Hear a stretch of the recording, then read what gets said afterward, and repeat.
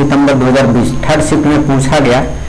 State का जो exam हुआ था 2020 में, उसका सिलेबस आज कराने वाले हैं, 50 नंबर का क्वेश्चन कराने वाले हैं। तो चलिए आप लोग जुड़ जाए हमारे साथ और देखिए किस टाइप के क्वेश्चन पूछ रहे हैं आजकल। तो चलिए देर ना करते हुए प्रैक्टिस लगाते हैं। पहला क्वेश्चन आपका है मन का मानचित्र संबंधित है। तो मन का मानचित्र संबंधित हम बोध समझ बढ़ाने की तकनीक से, मन का मानचित्र एक तकनीक है जिसे माइंड मैपिंग की को संदर्भित करता है। अर्थात दूसरे शब्दों में कहें कि एक ऐसा यह तकनीक है मन का मानचित्र जो समझ बढ़ाने के लिए इसका प्रयोग किया जाता है। अगला क्वेश्चन है दूसरा नंबर कह रहा है इसमें कि सतत और व्यापक मूल्यांकन में सतत शब्द से तात्पर्य है। तो सतत शब्द से तात्पर्य है नियमित आकलन। ऑप्शन नंबर बी हो जाएगा। सतत और व्यापक मूल्यांकन का लक्ष्य बच्चों में अर्जित ज्ञान, विषय के विस्तार को समझ और क्षमता, ज्ञान के अनुप्रयोग तथा विश्लेषण, सृजनात्मक एवं संश्लेषक क्षमता का मापन करता है। सतत व्यापक मूल्यांकन का यही अर्थ होता है, नियमित आकलन करना। अगला क्वेश्चन है 3 नंबर में, एक बुद्धि लब्धि परीक्षण क्या प्रदान नहीं करता है। तो 3 का ऑप्शन हो जाएगा बी नंबर, व्यवहार का एक अच्छा सूचक। अर्थात दूसरे शब्दों में हम कहें कि यह आचरण का जो है एक अच्छा सूचक माना जाता है। बुद्धि लब्धि सूत्री हमेशा पूछा जाता है एग्जाम में। तो बुद्धि लब्धि से का अगर दूसरा हम नाम जाने तो इसी को IQ कहा जाता है अंग्रेजी में। बुद्धि लब्धि को IQ कहा जाता है। जिस बालक का 140 से अधिक IQ लेवल होता है वह प्रतिभाशाली बच्चा होता है। उसी प्रकार से अगर 90 के से बात करें, 90 से लेकर करके 110 तक अगर जिस बच्चे की IQ होता है वह समान बुद्धि वाला बच्चा होता है। वही अगर 70 से बात करें, 70 से लेकर 90 की बात, 70 से 90 की बात करें हम, तो वह जो आता है मंद बुद्धि के अंतर्गत आता है। अर्थात 70 से नहीं 80 कर लीजिए इसमें, 80 से लेकर के 90 तक, 80 से 90 के बीच IQ लेवल जिस बच्चे का होता है तो वो मंद बुद्धि कहलाता है। और अगर 60 से लेकर के यानी 50-60 के बीच में, 50-60 के बीच में, अगर 50 से 60 इधर से कर लीजिएगा, 50-60 के बीच में जिस बच्चे की IQ लेवल होता है उसे मूर्ख माना जाता है, मूर्ख बच्चा माना जाता है। और मूर्ख से भी नीचे एक पद है, 0 से लेकर 25, 0 से लेकर के 25 तक जिस बच्चे की IQ लेवल होता है उसको मूर्ख से भी नीचे माना जाता है, जिसे कहा जाता है जड़ बुद्धि। तो मूर्ख से नीचे स्तर का जो बुद्धि होता है वो जड़ बुद्धि कहलाता है। तो ये सभी आपको क्वेश्चन में आता है। एक पूछा जाता है कि बुद्धि लब्धि का सूत्र क्या होता है। तो बुद्धि लब्धि का सूत्र होता है मानसिक आयु बटा वास्तविक आयु गुणे 100। तो इसे भी याद रखेंगे। नेक्स्ट क्वेश्चन चलते हैं हम चौथे नंबर में। चौथा नंबर क्या कह रहा है? चौथा नंबर में आपका दिया है निम्नलिखित में से किनको मुक्ति प्रगति शिखा पर आधारित निरंबका स्कूल विचारधारा का प्रतिपादक कहा जा सकता है। तो श्री अरविंदो को कहा जाता है। श्री अरविंदो को मुक्ति प्रगति शिखा का आधारित जो निरंबका है स्कूल का विचार एवं प्रतिपादक कहा जाता है श्री अरविंदो को। यह बात सत्य है। इनके अनुसार अर्थात इसके कहे अनुसार शिक्षा का प्रमुख लक्ष्य विकासशील आत्मा के सर्वांगीण और विकास में सहायक होना तथा उच्च आदर्शों के लिए प्रयोग हेतु सक्षम बनाना होता है। इनका कहना यही था। अगला क्वेश्चन है 5 नंबर में, निम्नलिखित में से एक शिक्षक को पाठ योजना के परिचयात्मक अंश में अंशों का क्या उपेक्षा रखनी चाहिए। तो 5 का हो जाएगा सी नंबर, ध्यान आकर्षित करना चाहिए। जब भी शिक्षक पाठ योजना शुरू करे, उसके बारे में चर्चा करे, तो छात्रों को अपनी ओर आकर्षित करना चाहिए। ऐसा गुण होना चाहिए एक शिक्षक में, ताकि बच्चे का ध्यान इधर उधर ना भटके और वह अपने सीखने की जो उसकी इच्छा होती है उसमें उसे उत्तेजना आए। नेक्स्ट क्वेश्चन है 6 नंबर में। 6 नंबर में कह रहा है कि प्रतिभाशाली होने के संकेत निम्न में से कौन सा नहीं है। नहीं पूछ दिया है तो यह दूसरों के साथ लगना। जो प्रतिभाशाली बच्चा होता है, भी बताया जिस बच्चे की IQ लेवल 140 से अधिक होता है वो होता है प्रतिभाशाली। और ऐसा बच्चा 1% के लगभग मिलता है, सभी के पास नहीं होता है 140 से अधिक IQ। 1% होता है। और वो ऐसा बच्चा दूसरों के साथ कभी लड़ाई झगड़ा नहीं करता है। अगला क्वेश्चन है 7 नंबर में, केंद्रीय शिक्षक पात्रता परीक्षा संचालन होती है। देखिए, जो सीटेट का एग्जाम होता है वो कितनी भाषाओं में होता है ये पूछ रहा है। तो सीटेट का जो एग्जाम होता है वो 20 भाषाओं में होता है।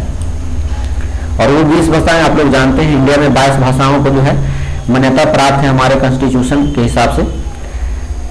8वीं अनुसूची के बारे में भी भाषा से संबंधित किया गया है, 22 भाषाओं का उल्लेख किया गया है, लेकिन उनमें से 20 भाषाओं में है जो सीटेट का एग्जाम होता है। अगला क्वेश्चन है 7 नंबर के बाद हम 8वां नंबर में आते हैं। 8वां नंबर आपका कहा गया है कि निम्नलिखित में से शिक्षण का उद्देश्य, हमारे साथ बने रहेंगे, 1 मिनट थोड़ा सा टाइम देंगे, हमारे साथ बने रहेंगे। चलिए, हमारे साथ जुड़े रहेंगे। चलिए, हो गया। निम्नलिखित में से शिक्षण का मुख्य उद्देश्य कौन सा है, यानी शिक्षा प्राप्त करने का उद्देश्य क्या है? तो छात्रों की सोच शक्ति को विकसित करना, यही मूल उद्देश्य है शिक्षा का। 9 क्वेश्चन है 9 नंबर में, एक शिक्षक छात्रों का ध्यान आकर्षित करने में सक्षम नहीं है, ऐसी स्थिति में शिक्षक को कौन सी कदम उठाना चाहिए? तो ऑप्शन नंबर ए है, अपने शिक्षण विधि के मूल्यांकन करें और उन्हें आवश्यकता अनुसार सुधार करें। नेक्स्ट क्वेश्चन है 10 नंबर में, 10 नंबर कह रहा है निम्नलिखित में से कौन सा शिक्षण अधिगम का स्तर नहीं है? तो ये हो जाएगा आपका ए नंबर, विभेदन स्तर जो है यह शिक्षण अधिगम का स्तर नहीं माना जाता है। अगला क्वेश्चन 11 नंबर में चलते हैं। देखिए, 11 नंबर कहा जा रहा है कि राष्ट्रीय शैक्षणिक अनुसंधान और प्रशिक्षण परिषद की स्थापना किस वर्ष हुई थी? ऑप्शन नंबर ए हो जाएगा 1961 ईस्वी में। राष्ट्रीय शैक्षणिक अनुसंधान और प्रशिक्षण परिषद, इसको अगर अंग्रेजी में कहें तो NCERT, इसी का नाम है NCERT। भारत सरकार द्वारा 1961 ईस्वी में इसकी स्थापना की गई। और जो स्कूली शिक्षा में गुणात्मक सुधार के लिए इसका मुख्य उद्देश्य बनाया गया कि ग्रामीण स्तर पर या फिर जो भी शहरों में है उनमें है जो शिक्षा की गुणवत्ता में निखार आए, इसीलिए है जो इसकी स्थापना किया गया था NCERT की। 12 नंबर क्वेश्चन, उत्पीड़ितों का शिक्षा शास्त्र नामक पुस्तक के लेखक हैं, कौन है? Option number C, Paulo Freire. उत्पीड़ितों शिक्षा शास्त्र आलोचनात्मक शिक्षा शास्त्र के क्षेत्र में मूलभूत ग्रंथों में से एक माना जाता है।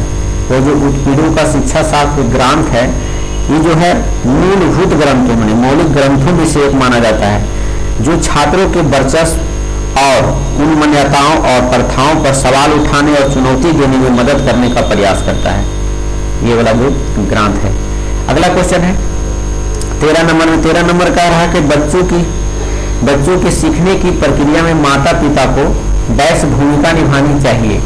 तो यह अग्रोन्मुखी भूमिका निभाना चाहिए। सबसे पहले माता पिता को बच्चों की शिक्षा के लिए आगे आना चाहिए, क्योंकि बच्चे की शिक्षा की शुरुआत उसके घर से होती है, उसकी माँ से होती है, उसके पेरेंट्स से होता है। तो इसलिए बच्चों को सबसे ज़्यादा ज़रूरत होता है उस समय अपने पेरेंट्स की। तो वो अगर अच्छे संस्कार के हैं, पढ़े लिखे हैं, अच्छी उनकी बुद्धि लगती है, तो बच्चा भी उसी टाइप का होगा, उसी के जैसा सीखेगा। तो इसीलिए अग्रमुखी माना जाता है माता पिता को बच्चों की शिक्षा के लिए। 13 नंबर है। 13 नंबर के बाद 14 नंबर में चलते हैं। 14 नंबर कह रहा है दिसंबर 2018 में प्रथम रेलवे विश्वविद्यालय की स्थापना कहाँ हुई थी? तो ये हुआ था बड़ोदरा में।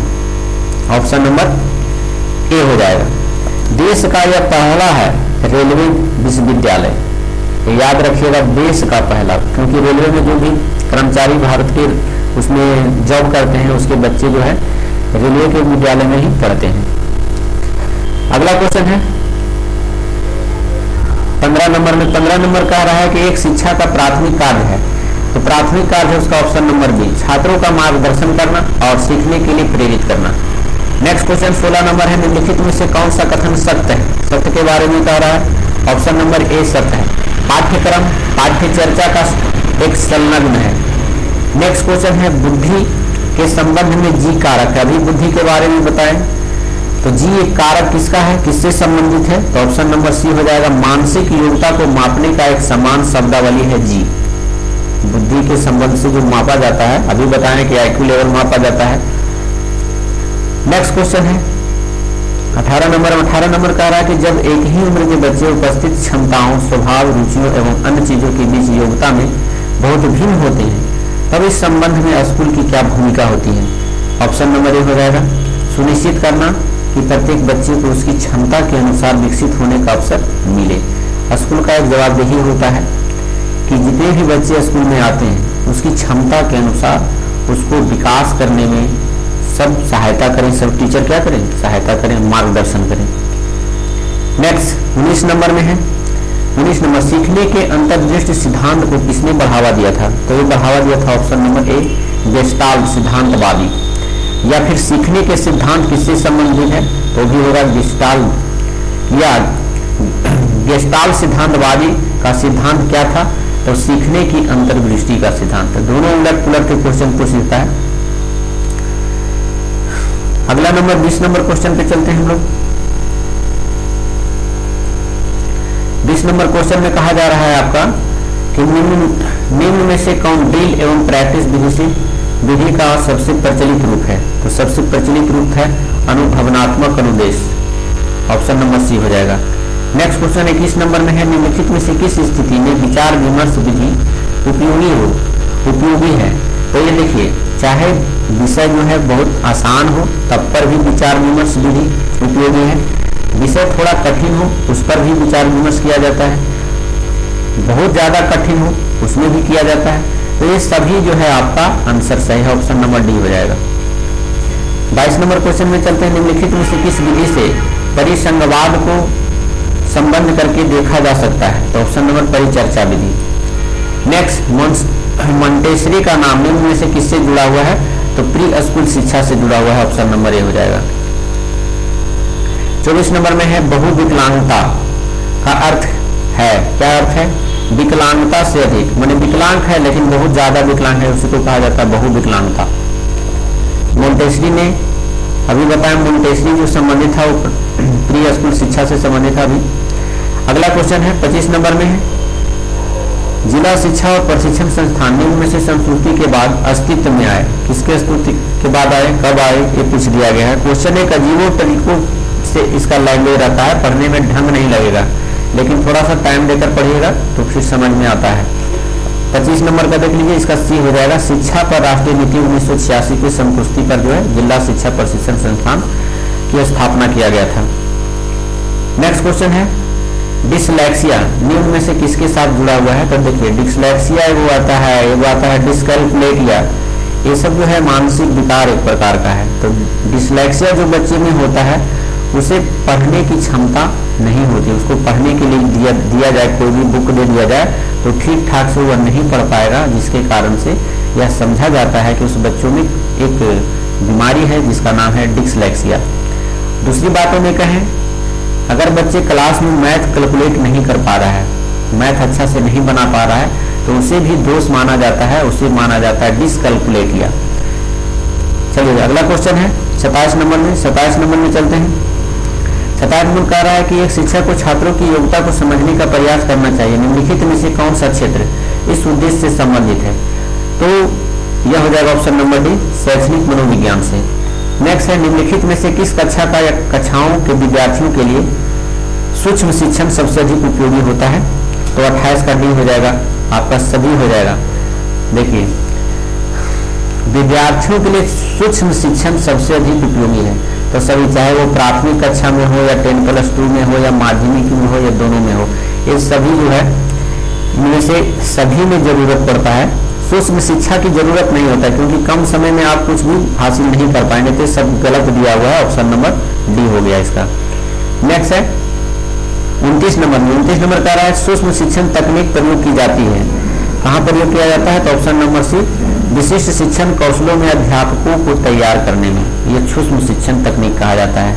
टीचर में अगर कौशल है, कम समय में है, तो अध्यापक विद्यार्थी को तैयारी कम समय में भी करवा देता है। बशर्ते विद्यार्थी का IQ लेवल अच्छा होना चाहिए, उसके अंदर सहनशीलता होना चाहिए, क्षमता होनी चाहिए, तो कम समय में भी अच्छी कोर्स को टाइम से पहले खत्म कर सकता है।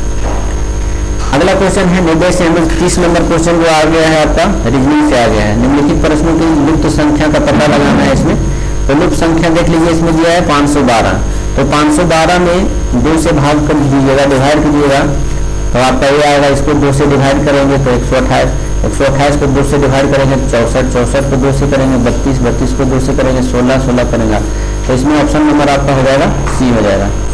31 नंबर का क्वेश्चन जो उसी टाइप का है, देखिए इसमें 5 जोड़ेंगे तो 7 हो जाएगा। फिर इसमें 10 जोड़ना है, 5 जोड़े पहले तभी 10 जोड़ना है तो 17 हो जाएगा। फिर 15 जोड़ना है तो 32 हो जाएगा। फिर 20 जोड़ना है तो 52 हो जाएगा। फिर यहाँ 25 जोड़ना है 77 हो जाएगा। तब भी 30 जोड़ना है तो 77 और 30 जोड़ेंगे तो आपका 107 आ जाएगा। ऑप्शन नंबर ए हो जाएगा। 31 के बाद 32 नंबर में चलते हैं हम लोग। 32 नंबर क्वेश्चन में देख लीजिए, हाँ ये भी उसी टाइप का है, सीरीज वाला क्वेश्चन। यहाँ बीच वाला कह रहा है संख्या कौन सा होगा 32 में। तो 32 में देखिए 15 में 3 जोड़े तो कितना हो गया 18, 18 में अगली बार 6 जोड़े तो 18 छो यानी 3 6, अगली 9 जोड़ेंगे तो 24 में 9 जोड़ेंगे तो कितना आ जाएगा 33। फिर अगली 12 जोड़ेंगे तो 45 हो जाएगा। फॉर्म पूरा करता है तो यहाँ 33 आपका सही आंसर हो जाएगा। चलिए कह रहा है एक पंक्ति में यदि ए बाईं ओर से 10वां स्थान है, इधर से लेंगे तो बाईं ओर से हो जाएगा 10वां स्थान। बी दाईं ओर से है 9वां स्थान, ये इधर से दाईं ओर इधर हो गया तो इधर से लीजिएगा तो ये 9वां स्थान हो जाएगा। ठीक है, 9वां स्थान। अपने स्थान बदल लेते हैं, मतलब ए चला जाता है इसके स्थान पर, ए चला जाता है इसके स्थान पर। ए बी ए है, ए बी है, दोनों अपना स्थान बदल लेता है तो ए बाईं ओर से जो है 15वां हो जाता है। ए बाईं ओर से कितना हो जाता है 15वां हो जाता है। तो कह रहा है पंक्ति में लड़कों की संख्या क्या है। तो इसका फॉर्मूला होता है कुल संख्या बराबर 15 जोड़ 9 प्लस -1 कर दीजिएगा। 15 प्लस 9 और -1 तो टोटल संख्या काय सबका निकल करके चला आएगा। नेक्स्ट है, फिर उसी प्रकार से कह रहा है अंग्रेजी बनवाना है बाईं ओर से 18वां, इधर से लेंगे बाईं ओर से यहाँ पर 18वां नंबर पर है। और फिर कह रहा है अक्षर के बाईं ओर से 10वां, फिर बाईं ओर से ही बोल रहा है 10वां है। तो जब बाईं बाईं 2 बार आए तो घटा देना है, तो घटा देंगे तो 8 निकल के आएगा। 8 किसका होता है, कौन सा लेटर का, तो एच का होता है। ऑप्शन नंबर सी हो जाएगा। 35 नंबर में चलते हैं। श्रृंखला को पूर्ण करना है आपका, बीच में क्या आएगा। तो इसमें देखिए आपको क्या करना है, इसको 2 से 0 को 2 से गुना किए तो कितना हो गया, 0 को स्क्वायर किए, 0 2 से गुना किए कितना हो गया 0, फिर 2 का स्क्वायर करेंगे 4, 4 को फिर 2 से गुना करेंगे 8, उसी प्रकार से 4 का स्क्वायर करेंगे 4 चौका 16 और 16 को 2 से गुना करेंगे 16 दूनी 32। तो आपका आंसर निकल करके सी आ जाएगा। चलिए नेक्स्ट है, फिर है किसी छोर से शुरू करने पर यदि किसी पंक्ति में आपका स्थान 11वां है तो बताइए पंक्ति में लिखने देखिए किसी से भी, किसी छोर से भी, इधर से आप अगर काउंट करते हैं तब पर भी आपका स्थान 11 आता है। अगर दाएं साइड से भी करते हैं तब पर भी आपका स्थान 11 आता है। तो कह रहा है टोटल जो है व्यक्ति कितना है, तो इन दोनों को जोड़ दीजिएगा है ना, 11 11 22, 22 में से 1 घटा देंगे तो आपका आंसर निकल के चलाएगा 21, क्योंकि टोटल बराबर होता है left plus right -1। 37 number question में चलते हैं। कूट भाषा में कह रहा है 37 नंबर में देख लीजिए। 37 नंबर में देखिए x 1 5 इसको इस टाइप से लिख दिया गया है। 1 को लिखा है x, 5 को लिखा t, फिर उसी प्रकार 2 को लिखा है n। तो कह रहा है 2 3 4 5 9 को कैसे लिखा जाता है। तो देखिए 2 को क्या लिखा गया था n, तो आप भी 2 को n लिखिएगा तो ऑप्शन नंबर ये वाला चला आएगा। मिला सकते हैं आप, मिला कर देख सकते हैं। चलिए 38 नंबर में कूट भाषा उसी प्रकार से कह रहा है तो इसी को कर लेंगे आप। 38 का सी आ जाएगा आंसर।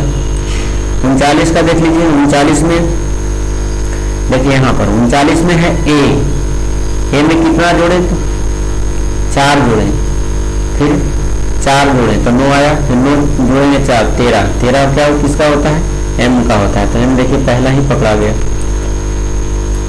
किसी कूट भाषा में कंप्यूटर को इस तरह से लिखा जाता है तो प्रिंटर को कूट भाषा क्या होगा। तो आप लोग इसको ऐसे करके देखेंगे, इसको लिखने के बाद आप मैच करेंगे कि इसमें कितना जोड़ा गया है, क्रॉस मल्टीप्लाई इस टाइप से तो आपका आंसर आ जाएगा 40 का ए हो जाएगा आपका।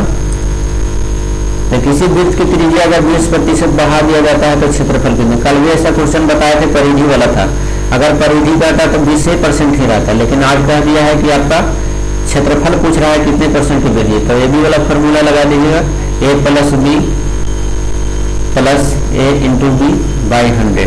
इस पर है जो 20 बैठा दीजिएगा सब जगह पर, तो आपका आंसर निकल के चला आएगा 41 का बी 44% आ जाएगा। देखिए करना है क्या, इसको 20 है 20 लिखें, फिर प्लस 20 वृद्धि कर रहा है तब करना है, और फिर प्लस 20 और फिर गुना करना है, गुना 20 और बटा 100। 100 से 0 तो जो खत्म हो गया, यहाँ 20 20 40 और 2 दूनी 4 44 आ जाएगा। 44% की वृद्धि किया। ऐसे बनाएंगे तो बहुत टाइम लग जाएगा। चलिए 25% की वृद्धि करता है तो क्षेत्रफल में है, देखिए उसी प्रकार से है जिस प्रकार से है अभी बताए हैं ये वाला क्वेश्चन, उसी प्रकार से इसको भी बनाइएगा तो आपका आंसर निकल के चला आएगा। 42 का आपका आ जाएगा, -4% आता है 42 का, तो इसमें नहीं है आंसर, तो ऑप्शन नंबर डी होगा। अगला क्वेश्चन है, यदि किसी मूल में पहले 20% की वृद्धि होती है फिर 20% की कमी होता है तो कितने हैं। देखिए अब इसी टाइप क्वेश्चन पर तीनों दिया हुआ है, पहले कह रहा है वृद्धि तो जोड़ लीजिएगा ऐसे वृद्धि 20%, फिर कह रहा है और 20% कमी तो फिर माइनस घटा दीजिएगा 20, और फिर यहाँ पर देखिए प्लस माइनस क्या हो गया माइनस, और फिर 20 गुने 20 कीजिएगा, 20 गुने 20 और बटा 100। अब कैलकुलेट कीजिएगा, 0 से 0 कट गया, 0 से 0 कट गया तो कितना है, 20 से 20 खत्म हो गया, 2 दूनी -4, -4% की क्या हो जाएगी, कमी हो जाएगी। तो यहाँ कमी दिया हुआ नहीं, ऑप्शन नंबर डी हो जाएगा। अच्छा ये वाला क्वेश्चन था 42 का क्वेश्चन डी हो जाएगा। ये वाला देख रहे थे 43 का क्वेश्चन 4% यहाँ बना दिए हैं, देख लीजिए ये वाला बना दिए हैं, तो ये वाला हो गया 4% की कमी। चलिए उसी प्रकार से 44 का देख लीजिएगा, आप लोग बना लीजिएगा। एक्स के वेतन में आधा कर दिया जाए तो कैलकुलेटिव वाला है, बी आंसर आ जाएगा 100/3 आ जाएगा आंसर, उसको डिवाइड कीजिएगा तो 33.33% आ जाएगा। 44 के बाद 45 नंबर में चलते हैं लेकर आपको 45 में देख लीजिए, कह रहा है कि इसमें एक व्यक्ति को सेब आम दोनों खरीदना है। ये भी मैथ का क्वेश्चन है, आप लोग इसको बनाकर देखेंगे, इसी टाइप का क्वेश्चन है, थोड़ा कैलकुलेटिव होगा। तो 45 का आंसर डी हो जाएगा इसका। 46 में देख लीजिए, 46 कह रहा है कि इतना संख्या दिया हुआ है और कुछ संख्या में से कितने युग्म है, युग्मों में प्रत्येक के बीच 2 का अंतर है। देखिए कौन कितनी 2 का अंतर कहाँ कहाँ है इसको देखिए, तो यहाँ भी 2 का अंतर है तो कहिएगा 1, और कहाँ कहाँ 2 का अंतर है, देखिए यहाँ भी 2 का अंतर है, और कहाँ है 6 2 8, यहाँ भी 2 का अंतर है। फिर आप कीजिएगा कहाँ पर है 2 का अंतर, 2 का अंतर ही ढूंढना है आपको, तो इस प्रकार से आपका सी हो जाएगा 7 वो आएगा इसमें आंसर निकल कर, 46 का सी आ जाएगा। चलिए 47 नंबर में चलते हैं लेकर आपको, बने रहेंगे 47 नंबर में। 47 नंबर आपका दिया हुआ था उस टाइप में, देखिए यहाँ पर आपका दिया हुआ था, आप लोग यहाँ से आप पढ़ लें क्वेश्चन को। निम्न जानकारी को पढ़कर दिए गए प्रश्नों के उत्तर दें। अमर, प्रेम, गौरव, अनुज, पंकज, ये सब जो 5 मित्र है और सभी के पास 8-8 गेंद है। अमर 5 गेंद पंकज को दे दी, जिसने 4 गौरव को दे दी, अनुज ने 3 गेंद। इसी प्रकार से रीजनिंग का है और 4 क्वेश्चन इसी पर पूछ दिया गया है, तो आप लोग इसको शॉर्ट स्क्रीन लेकर के आप लोग बना सकते हैं। हम सिर्फ आंसर बता देंगे क्योंकि यहाँ पर स्पेस नहीं रहने के कारण हम आपको नहीं बता पाएंगे। चलिए देखिए, फिर उसी प्रकार से इसको बनाइएगा। तो 47 नंबर में देख लीजिए, 47 का सी निकल करके आ जाएगा। पंकज के पास कितनी गेंद है, तो ये 12 गेंद निकल कर आएगा उसको। प्रेम के पास कितनी गेंद था, तो ये हो जाएगा 7 गेंद उसके पास हो जाएगा। इसी प्रकार किसके पास सबसे कम गेंद है, तो कम गेंद निकल के अनुज के पास आ जाएगा। और किसके पास सबसे ज्यादा गेंद है, तो ये आ जाएगा आपका डी, पंकज के पास आ जाएगा। तो ये सभी क्वेश्चन आपको रीजनिंग से रिलेटेड था, तो आप लोग बनाने का प्रयास करेंगे। आप कमेंट बॉक्स में जरूर लिखेंगे हमारे ताकि हमको समझ में आए कि आपसे बना या अथवा ना। अगर ना बने तो हमें कमेंट में लिखें, हम उसको बनाकर आपको प्रोवाइड करने का प्रयास करेंगे। तो कैसा रहा ये वीडियो, आप लोगों को कैसी लगी हमारी यह अगला सेट। तो इसी टाइप का वीडियो हम आपको लिए लाते रहेंगे जब तक एग्जाम ना हो जाए 50 नंबर का। तो गुजारिश है आपसे कि अगर हमारे चैनल पे आप नए हैं तो कृपया करके चैनल को लाइक कर दीजिए और चैनल को सब्सक्राइब कर लीजिए, और टाइम मिले तो दोस्तों के पास शेयर भी कर सकते हैं, जिसमें कोई चार्ज नहीं लगेगा आपका। तो फिर मिलते हैं ऐसी सूचनाओं के साथ, ऐसी वीडियो लेकर फिर हम हाजिर होते हैं आपके साथ कल। जब तक के लिए धन्यवाद। Thank you so much. Thank you for watching.